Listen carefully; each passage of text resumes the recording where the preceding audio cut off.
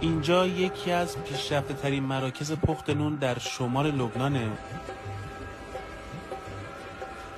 شاید تا اینجای ویدیو برای شما سوال شده که بچه‌ها توی لبنان چیکار میکنن و چرا توی این نونوایی فعالیت میکنن. علتش هم اینه که اینجا یکی از مراکز پخت نون در منطقه البغاست.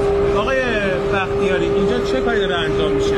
خب یکی از مسائل و مشکلات جدی تأمین نونه برای آواره ها. در منطقه‌ای که ما هستیم 5000 آواره حضور دارن. روزانه 1900 بسته 6 تایی نون تولید میشه و هر 10 روز 19000 بسته بین اهالی و افرادی که هستن توزیع میشه. و همه اینا توسط مجموعه مردمی و گروهایی که حاضر هستن داره در حال انجام. خب اومدی مدرسه صبحونه چی خوردی؟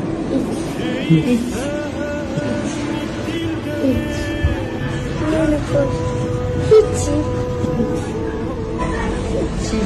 چیز خاصی نیست. امروز دیگه نخواستم تو نرسیم. یعنی یک چایی. الان گشنته؟ آره. الان به خونه نهار چی میکنی؟ نون خوش سیزن. حالا به رنگ نون خوش باشه. چی تخم مرغ؟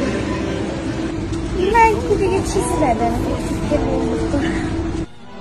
تک و تنهایی همرم بابام جور که هرچه عالم